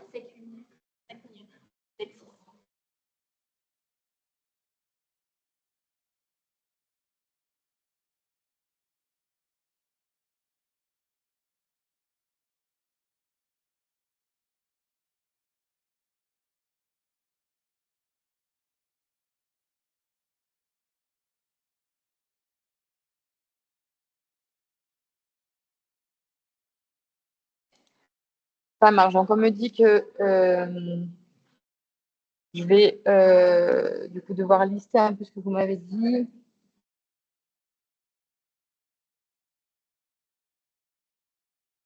Oui, donc effectivement, sensibiliser à l'accès aux tubercules et aux légumes longtemps, on en a parlé tout à l'heure. Donc, c'est aussi des projets là qui sont en cours à La Réunion. Et d'ailleurs, je me demande si ça a des résonances ici à Maurice pour avoir notamment des cultures qui soient qui soient plus résistantes aussi au climat chez nous, liées à l'agricole.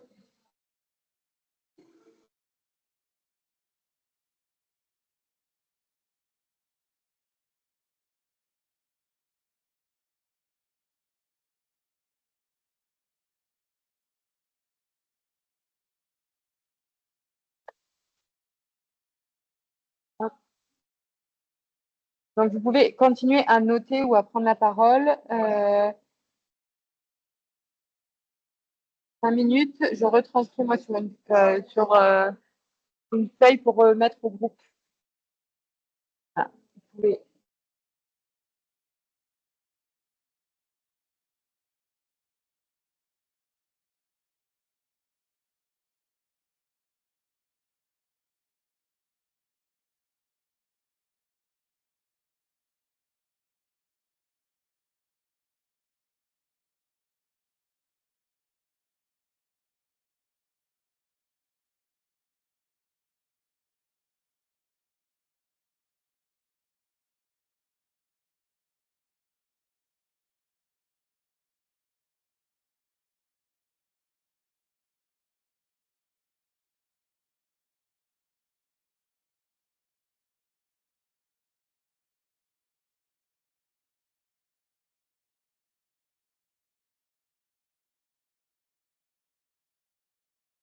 Donc, on va faire la restitution, c'est ça, Zainab, des groupes qui ont été ici.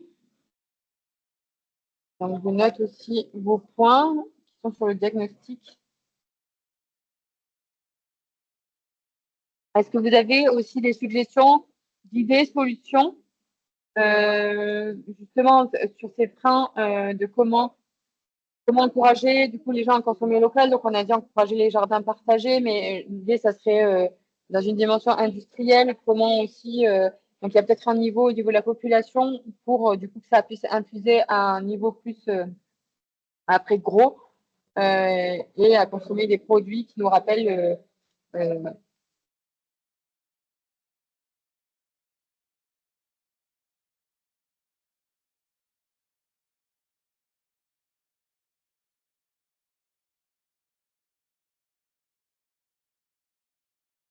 la solution des pâtes. Est-ce qu'il y a d'autres solutions? Est-ce qu'il y a aussi des solutions par rapport à l'importation, comment favoriser les produits locaux? Il y a des choses qui viennent.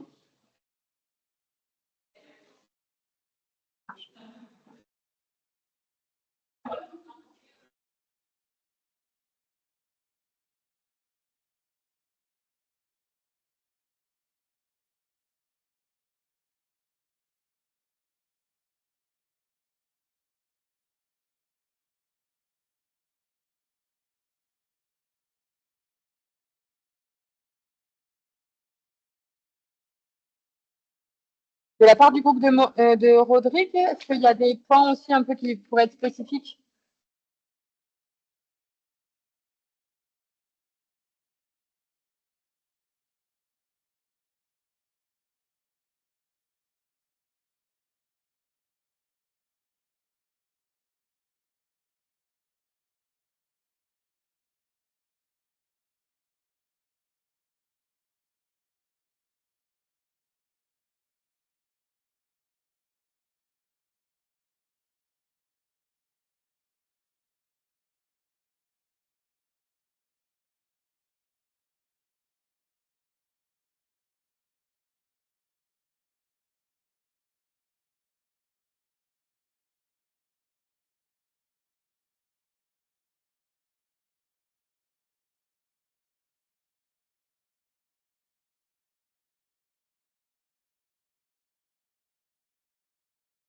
On n'a plus que 2 minutes si vous voulez aussi rajouter d'autres choses. Donc, j'ai noté.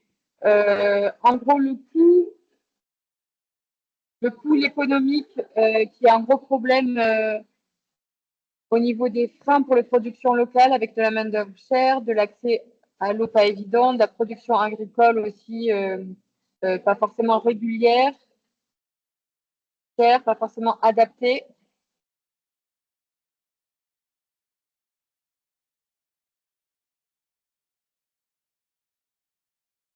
Transformer. La transformation donc des petites unités.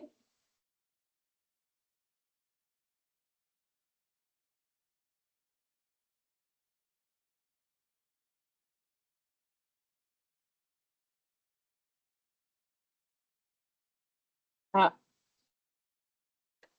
Marché.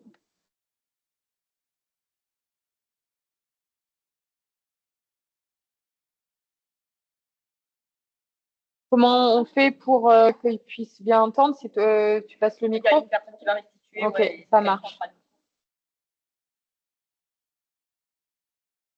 Alors, du coup, il y aura la retranscription des groupes. Et du coup, je coupe mon micro pour que ça puisse être OK.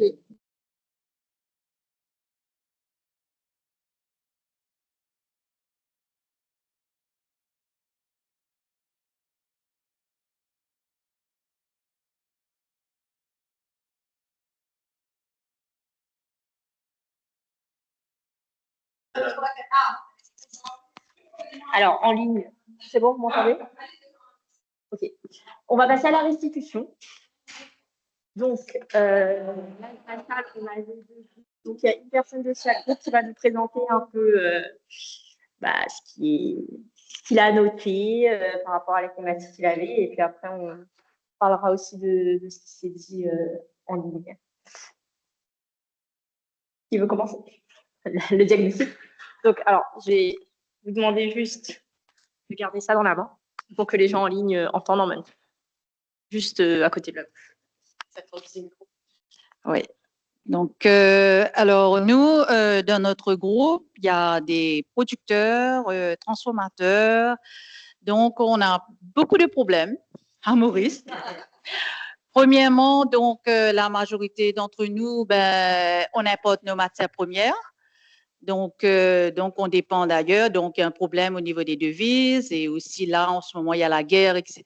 Donc, problème de matières premières. Deuxièmement, main-d'œuvre. Donc, les Mauriciens, ben, ils veulent plus travailler. On prend des expatriés. Donc, il y a certains qui ont de la main-d'œuvre mauricienne, mais qui vieillit. Et puis aussi, il y a un problème de qualité. Donc, certaines compagnies, donc, ils ont un problème de qualité de la matière première locale. Ils ont besoin d'importer de la matière première parce qu'au niveau de qualité, quantité, il n'y en a pas assez. Donc, quand on importe, donc, on se heurte au problème de devises. Et puis, bon, le gouvernement, ben, il n'y a pas trop de support. Donc, pour les machines, pour les subsides, on subside dans le domaine agricole, donc pour changer les machines. Et puis, donc voilà. Les importations de masse versus producteurs locaux qui sont les plus engagés à plusieurs niveaux, mais aussi finalement les plus contraints. Donc c'est un peu le paradoxe de tout ça qui se retrouve dans toutes nos batailles. Quel qu'en soit le sujet, tu as cité le ban sup tout à l'heure là, sur les plastiques à usage unique. Et ben, ça a été le même sujet pendant plusieurs années et on a enfin été entendu au bout de 4 ans de discussion. Donc, level playing field partout. Ça, c'est clair. Maintenant, au niveau, ça c'était quoi? Pourquoi les consommateurs ne consomment pas local? Donc, Louis. Oui. Déjà, savoir qu'au niveau de la consommation locale, on indique que non. Alors, ça dépend des secteurs, mais en tout cas, on a de la consommation locale, mais c'est bien important de comprendre que la production locale aujourd'hui n'est pas suffisante pour couvrir l'ensemble des besoins qu'on a sur le territoire. Donc, c'est quand même, il faut garder ça en tête, mais on consomme localement. Il peut y avoir une perception sur certains produits dans certaines filières où effectivement ce qui est importé peut être de meilleure qualité, mais ça dépend vraiment des produits. On a vu que, en tout cas, ce qui n'était pas encourageant, ça pouvait être aussi des fois le prix, parce qu'il pouvait y avoir des produits importés qui étaient produits avec une économie d'échelle beaucoup plus importante et avec des prix où ils avaient des surproductions ou autres, et que du coup, vous pouvez pratiquement avoir un dumping sur le territoire. On a mentionné aussi que malheureusement, on est en train de voir de plus en plus ce phénomène au niveau de certains distributeurs de grandes surfaces qui font venir leur marque propre et au fait, en détriment, merci, au détriment du coup des produits locaux qui paient de la présence sur les linéaires. On a parlé aussi que il y avait des réglementations qui étaient soit défavorables pour les producteurs locaux ou en tout cas qui n'étaient pas assez sévères par rapport aux importations pour protéger davantage la production locale, mais aussi assurer une certaine qualité sur certains produits, comme on pourrait avoir en Europe sur les produits agricoles en tout cas, sur certains standards, niveau de qualité haute qui n'étaient pas bien suivis. Voilà, je pense que j'ai fait le tour, non? Ouais. Merci. Non.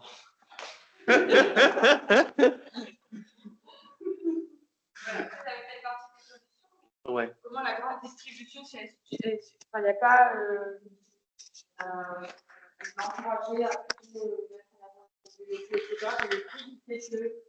non, c'est dans la stratégie, il y a particulière, une ancienne française qui était investie et qui s'était investie, je pense, un an, un peu moins, de venir de plus en plus ces produits. Et c'est leur stratégie d'attaque, je pense, qui va avoir la réduction de chez nous. pas sur le cas. Mais du coup, c'est de faire mettre en avant plus leur produit. Et leur marque. Ouais, leur marque. Se détruire la marche locale. Et voilà, c'est.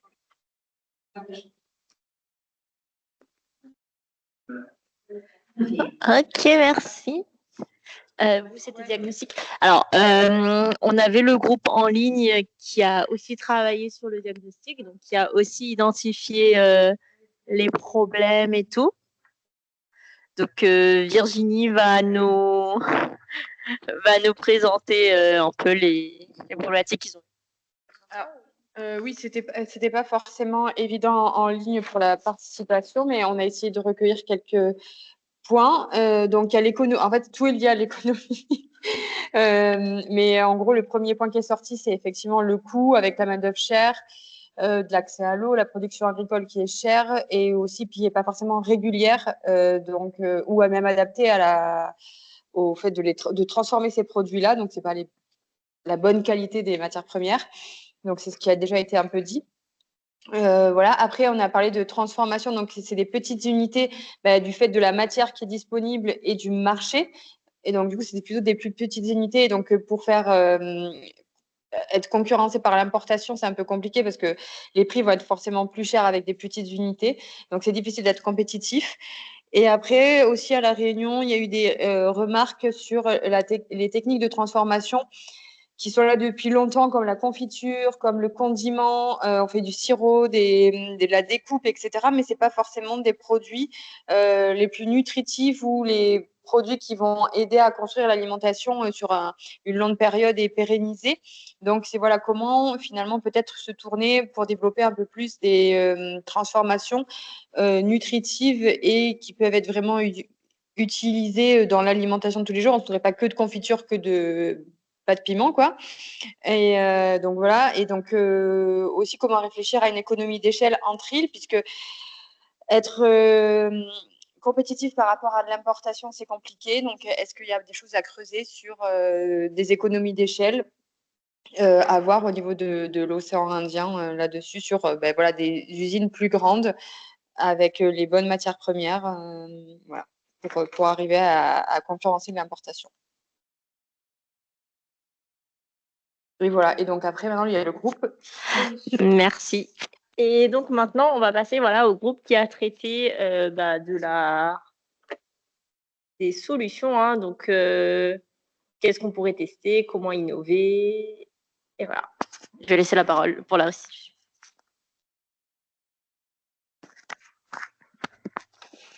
Donc, c'était justement l'objectif, hein, c'était de pouvoir voir après si ça se répond et intrinsèquement on peut faire des solutions et la ligne. donc pour les sachets en plastique, il y a l'Université de Maurice qui travaille avec monsieur pour vos sachets en plastique. Oui. Donc, on a un projet avec l'Université de Maurice. C'est pour remplacer le plastique à usage unique par un packaging en fibre de banane et rendre ce packaging étanche parce que nos biscuits sont très sensibles à l'humidité. Donc, il y a un projet actuellement qui est en cours avec l'Université de Maurice. Et puis, il y a la compagnie Reboot qui se mettra en place bientôt pour récupérer les usagers en verre. Ça, c'est principalement sur la problématique actuelle à Maurice, sur l'emballage et par exemple le plastique à usage unique qui est en train d'être sorti de plus en plus en fait, des productions et du packaging.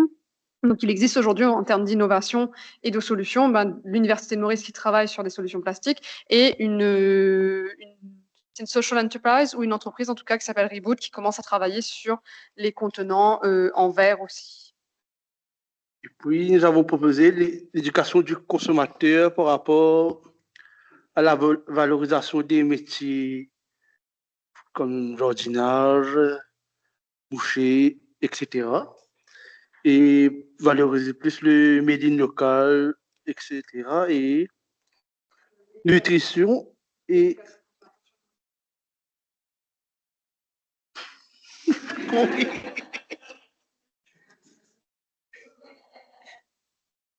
et les filières, encouragement des producteurs, des grosses entreprises qui développent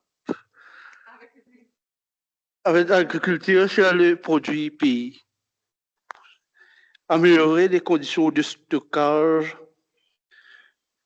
Il faut comme si pas produire beaucoup ni trop moins, le juste milieu. Circuit de révalorisation des produits moches. Disons comme les carottes, betteraves, tout ce qui va à la poubelle et on peut.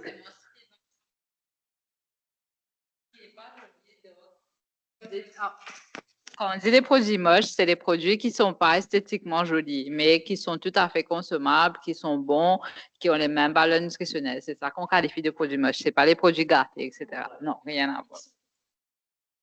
Exactement. On a la gamme Boosted, donc on utilise des carottes moches, on va dire, mais qui sont tout à fait consommables, nutritionnellement valables. Voilà, exactement. Pas pour la pub, etc.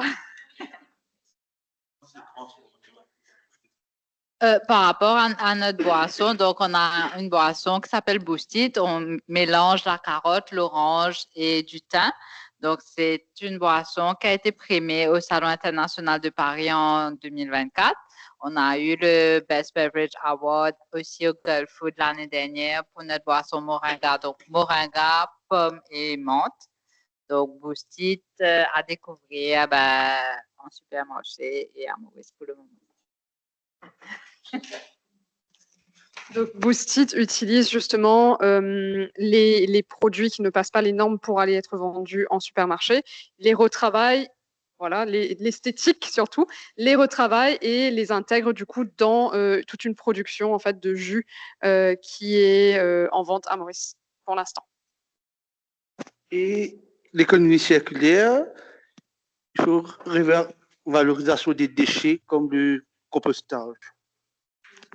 Une des solutions, varier à l'entrée chez les grands distributeurs pour les petites marques locales. C'est un souci à notre niveau pour les petits PME à Maurice. Et nous avons quelques difficultés à prendre le pas du marché. Et standard qualité des produits comme hygiène et mieux contrôler les pesticides et tout. Donc, en gros, au niveau des freins, il y a plusieurs choses, donc, notamment sur les filières à construire, donc filières, donc déjà encouragement des producteurs, l'amélioration des conditions de stockage, les circuits de revalorisation, les barrières à l'entrée aujourd'hui qui sont existantes dans les grandes distributions qui empêchent du coup les marques locales de pouvoir approvisionner le consommateur mauricien et un besoin du coup de standardiser les process de qualité et d'encadrer par exemple l'utilisation des pesticides ou les standards d'hygiène et d'organisation dans les entreprises pour justement montrer aux consommateurs que c'est un produit de qualité et qui serait intéressant à consommer. Merci. Oui, il y a des petits bouts qui marchent ici et là, mais c'est sûr qu'on ne peut pas arriver à une best case scénario. On dit petit pas, petit pas. Oui, avec des exemples concrets comme on a. Oui, il y a une chose qui est revenue et que nous on constate aussi à La Réunion, hein, c'est vraiment cette question d'éducation du consommateur, c'est montrer au consommateur ce qui est mieux pour lui, ce qu'il peut manger, c'est le sensibiliser et aussi ce qu'il pourrait faire pour justement consommer plus local, sans pour autant consommer plus cher ou quoi que ce soit, mais tout en l'éduquant justement sur on va dire les plus du consommer local par rapport à l'import. Voilà. Est-ce qu'il y a des questions, alors même en ligne et même sur place, est-ce que vous avez des questions sur ce qui a été dit ou même des remarques ou des retours ou des complémentarités? Tout à l'heure, j'ai vu qu'il y avait plein de discussions. On a arrêté parce qu'on voulait être sûr d'avoir de la marge pour restituer, mais c'est maintenant. Tous ensemble.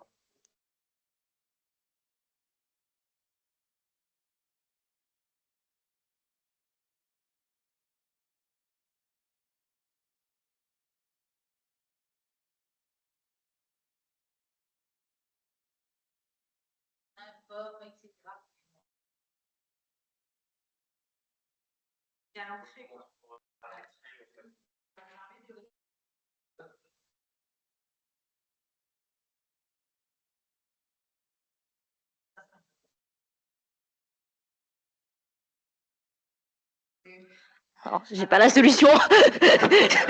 J'ai pas la solution directe à ça. C'est la sensibilisation, c'est ça, c'est que s'il y a vraiment un mouvement de sensibilisation du consommateur, des transformateurs, c'est là seulement, enfin, si le mouvement il vient vraiment du client, c'est là qu'il y aura vraiment quelque chose qui pourra se bouger plus haut, en fait. S'ils voient vraiment que personne, n'arrêtez pas de manger, mais si personne ne mange plus, c'est là qu'ils se rendront compte qu'effectivement, il y a vraiment un problème et qu'il faut changer quelque chose.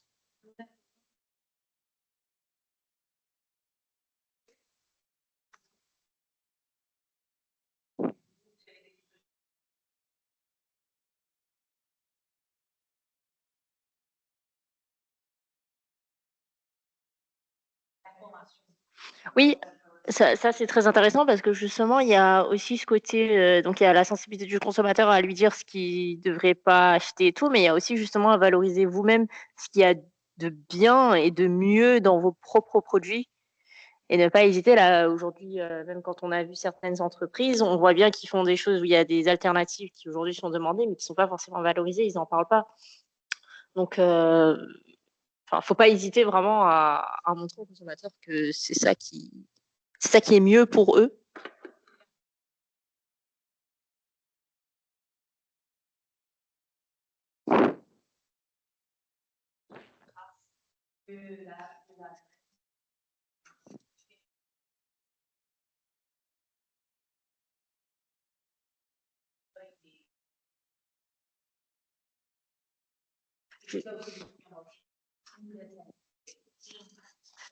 Juste pour avoir une petite idée, là, parmi toutes les personnes qui sont présentes dans la salle, est-ce que vous avez tous dans votre entreprise un système de traçabilité, quelque chose? Ok, c'est pour tout le monde.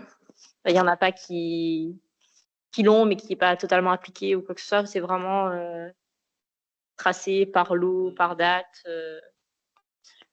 Et au niveau des normes, après, vous avez des normes, non, mais au niveau des certifications, oui, qualité, hygiène, enfin, c'est quoi les procédures en général qui sont mises en place? Ouais.